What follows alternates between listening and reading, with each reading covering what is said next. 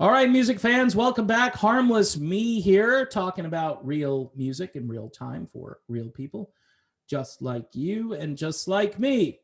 One of the most focus tested bands right now in classic rock, the Moody Blues.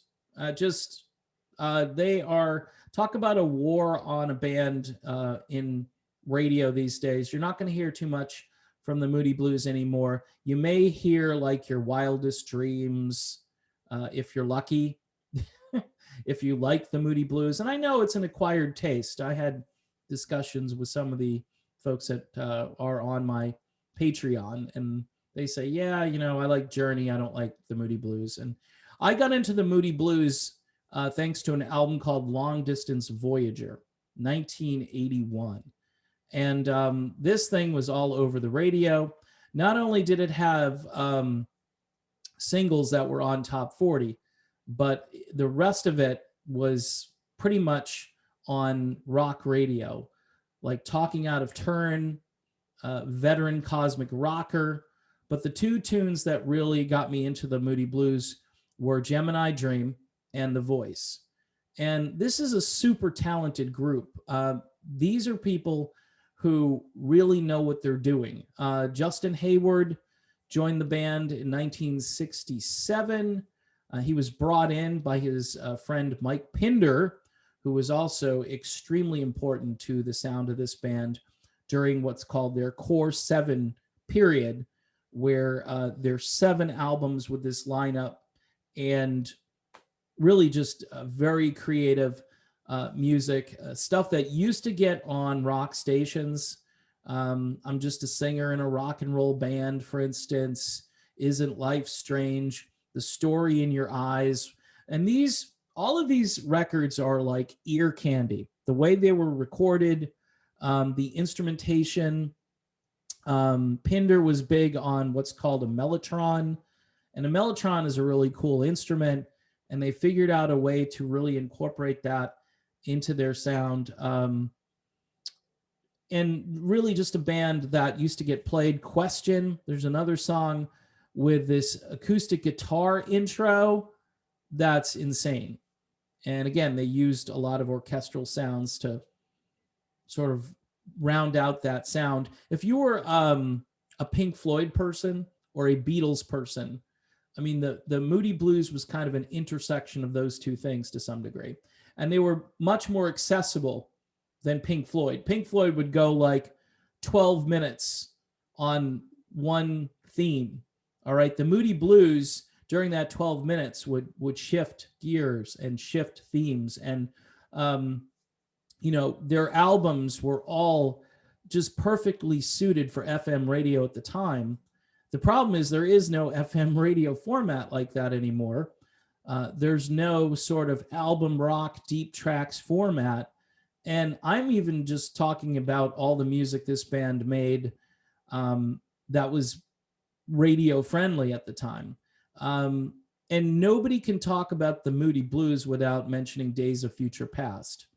Days of Future Past is one of those records that just, it's a once in a lifetime album. It incorporated like true classical music themes, in addition to just incredible poetry by mostly Justin Hayward.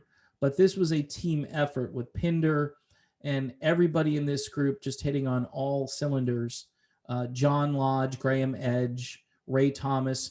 By the way, the Moody Blues do get into the Hall of Fame a few years ago. And Ray Thomas had already passed away. And I was just thinking to myself, you guys just waited too long. Ray Thomas, who played flute and sang Timothy Leary's Dead. And if you know that song, it's a trip. These guys almost made fun of the era they were in, even though they were producing music probably that was the soundtrack for those who were partaking in, shall we say, some extracurricular activities, music enhancement experiences. I'll go with that. So the Moody Blues, their only airplay these days, probably from their 80s works, Your Wildest Dreams, I mentioned that song, very big song on MTV. The Other Side of Life, which is one of my favorites. I Know You're Out There Somewhere, another ginormous MTV song. But then it would tail off. They had Say It With Love, which is a great song from their album Keys of the Kingdom. That was 1991. And you know what happens next. The 90s hit, and they're all done. There's no need to try to promote the Moody Blues at that point. Justin Hayward, John Lodge, they continue to tour even today. Justin Hayward constantly busy releasing music. His vocals are pretty much intact.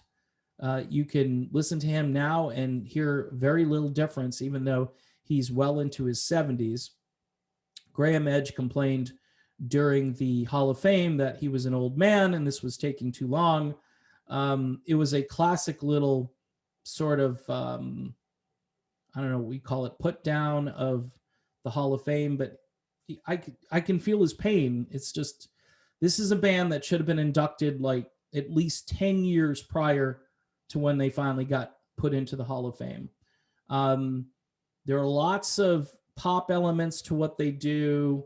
Hayward at times for some people isn't their cup of tea. I understand that, but he is an amazing songwriter. And one thing about Justin Hayward is he's an amazing guitar player. He might be one of the most underrated guitar players because he can, I've seen him on stage and he can kind of do anything he wants to with the guitar. I'm not saying he's technically, inventive or whatever, but what he does with the guitar when he's on stage and, on these records is nothing short of brilliant, and it's consistently brilliant. And of course you had John Lodge playing bass, and he was a monster bass player. And back in the day, Graham Edge was just almost a perfect timekeeper style drummer. And then you had Mike Pinder in the original, and Pinder brings this whole other element. When you have Pinder and Hayward, think Gilmore and Waters. And that's the kind of dynamic during those 7 records. And I think they missed Pinder going forward, but John Lodge is a very creative guy, and that's how they kept the Moody Blues going during the 1980s. Certainly a band that has been focus tested off of radio, and a band that people should give a listen to if they're not familiar with their music. It's music you can chill out to at times. It's music you can rock out to here and there. But more importantly, it's really good art. It's like they left behind all of these great artifacts. And what's sad is radio has forgotten about most of them and has done all of the focus testing they can do.